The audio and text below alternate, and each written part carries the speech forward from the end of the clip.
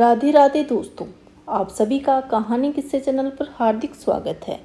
दोस्तों, श्रावण का महीना शुरू हो गया है और ये महीना सबसे पवित्र महीनों में से एक महीना है। ये शिव जी को अत्यंत प्रिय महीना माना जाता है। इसका महात्म्य और इसकी कथाएं बहुत ही प्रचलित कथाएं हैं। श्रावण महीने में इसका महात्म्य सुनना बहुत ही शुभ माना जाता है। तो आज हम सुनेंगे श्रावण माह का महात्म्य। अध्याय नंबर 1। सोनक बोले, हे महाभाग, हे सूत, आपके मुख कमल से अनेक आख्यानों को सुनते हुए हम लोगों की तृप्ति नहीं होती है। अभी तो बार बार सुनाने की इच्छा बढ़ती जा रही है। तुला राशि में स्थित सूर्य में कार्तिक मास का महात्म्य, मकर राशि में माघ मास का महात्म्य और मेष राशि में स्थित सूर्य बैसाख मास का महात्म्य, और इसके साथ साथ उन मासों के भी जो धर्म हैं उन्हें आपने भली भांति हमें सुना दिया है। यदि आपके मत में इससे भी अधिक महिमामय कोई मास हो, भगवत प्रिय कोई धर्म हो, तो उससे आप हमें सुनाइए, जिसे सुनकर कुछ अन्य सुनने की हमारी इच्छा ही ना हो। वक्ता को श्रद्धालु श्रोता के समक्ष कुछ भी छिपाना नहीं चाहिए। ये सुनकर सूत जी बोले, हे मुनियों, आप सभी लोग सुने। मैं आप लोगों के वाक्य गौरव से अत्यंत संतुष्ट हूँ। आप लोगों के समस्त मेरे लिए कुछ भी गोपनीय नहीं है। दम रहित होना, आस्तिकता, शर्ता का परित्याग, उत्तम भक्ति सुनने की इच्छा, विनम्रता, ब्राह्मणों के प्रति भक्ति परायणता, सुशीलता, मन की स्थिरता, पवित्रता, तपस्विता और अनुसूया, ये श्रोता के 12 गुण बताए गए हैं। ये सभी आप लोगों में विद्यमान हैं। अतः मैं आप लोगों पर प्रसन्न होकर उस तत्व का वर्णन आपके सामने करता हूँ। एक समय प्रतिभाशाली सनत कुमार ने धर्म को जानने की इच्छा परम शक्ति से युक्त होकर विनम्रता पूर्वक ईश्वर भगवान शिव से पूछा। सनत कुमार बोले, योगियों के द्वारा आराधनीय चरण कमल वाले हे देव, हे महाभाग, हमने आपसे अनेक व्रतों और बहुत से प्रकार के कर्मों का श्रवण किया है। अब हम लोगों के मन में सुनने की अभिलाषा है। 12 मासों में से जो मास सबसे श्रेष्ठ, आपको अत्यंत प्रीति करवाने वाला हो, सभी कर्मों की सिद्धि देने वाला हो, और अन्य मास में किया गया कर्म यदि इस मास में किया जाए तो ये अत्यंत फल प्रदान करने वाला हो। हे देव, उस मास को बताने की कृपा कीजिए। साथ ही लोकानुग्रह की कामना से उस मास के सभी धर्मों का वर्णन भी हमारे समक्ष कीजिए। ईश्वर बोले, हे सनत कुमार, मैं अत्यंत गोपनीय आपको बताऊंगा। हे सुवर्ध, हे विधि नंदन, मैं आपकी श्रवण इच्छा और भक्ति से बहुत प्रसन्न हूँ। 12 मासों में से श्रवण मास मुझे अत्यंत प्रिय है। इसका महात्म्य सुनने योग्य है, अतः इसे श्रावण कहा जाता है। इस मास में श्रवण नक्षत्र युक्त पूर्णिमा होती है। इस कारण से भी इस मास का नाम श्रवण मास है। इसके महात्म्य से श्रवण मात्र ये रिद्धि सिद्धि प्रदान करने वाला है, इसलिए यह श्रवण संज्ञा वाला है। निर्मलता गुण के कारण ये आकाश में सहस्य है, इसलिए इसे नभा कहा गया है। इस श्रावण मास के धर्मों की गणना करने के लिए इस पृथ्वी लोक में कौन कौन समर्थ हो, जिसके फल का संपूर्ण रूप से वर्णन करने के लिए ब्रह्मा जी 4 मुख वाले हुए, जिसके फल की महिमा देखने के लिए इंद्र 1000 नेत्रों से युक्त हुए, और जिसके फल को कहने के लिए शेषनाग 2000 जिह्वाओं से संपन्न हुए। अधिक कहने को क्या प्रयोजन, इसका महात्म्य देखने और कहने में कोई समर्थ नहीं है। हे मुनि, अन्य मास इसकी एक कला को भी नहीं प्राप्त होते हैं। ये सभी व्रतों, सभी धर्मों से युक्त है।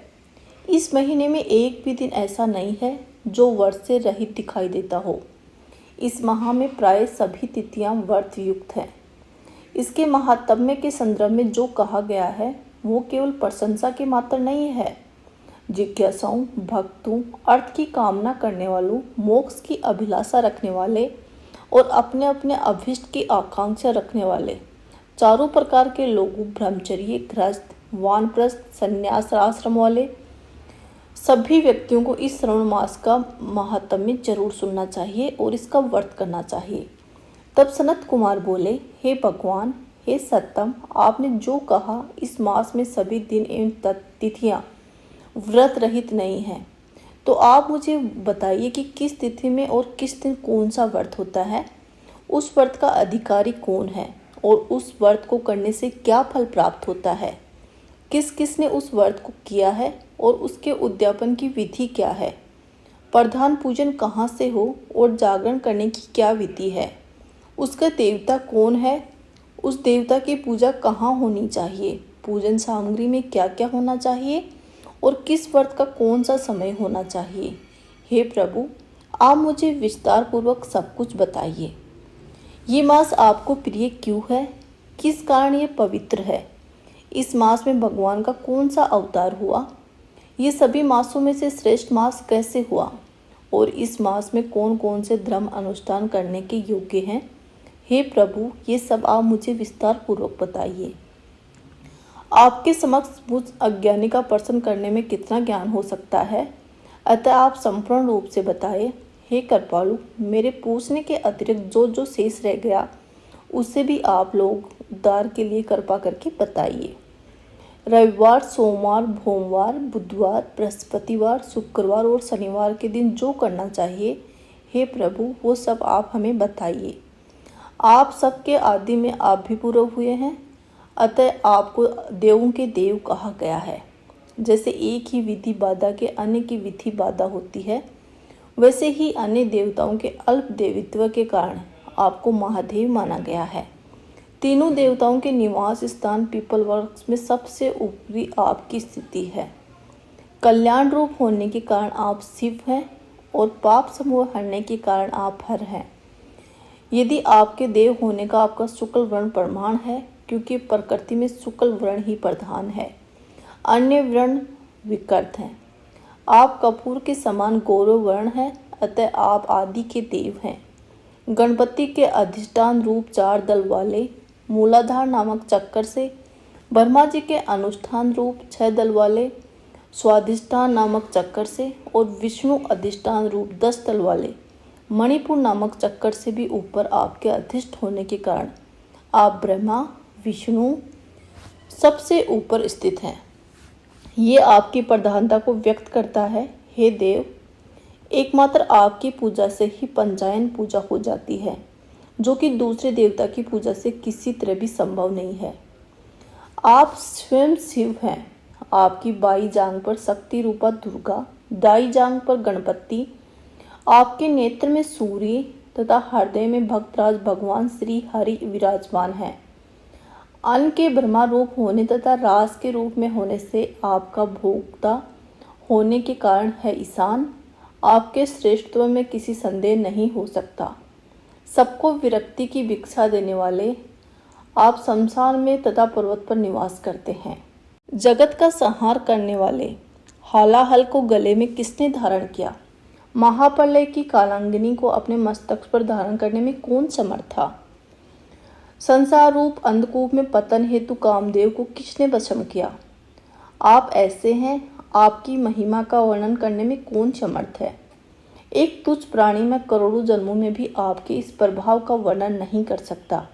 अतः आप मेरे ऊपर कृपा करके मेरे प्रश्नों का उत्तर बताइए और आप पूरा वृत्तांत हमें सुनाइए। इस प्रकार श्री स्कंद पुराण में अंतर्गत ईश्वर सनत कुमार संवाद में श्रावण मास के महात्म्य का पहला अध्याय पूर्ण होता है। बोलो भगवान भोलेनाथ की जय। दोस्तों, कल हम सुनेंगे श्रावण मास के महात्म्य का अध्याय 2। जय श्री कृष्णा।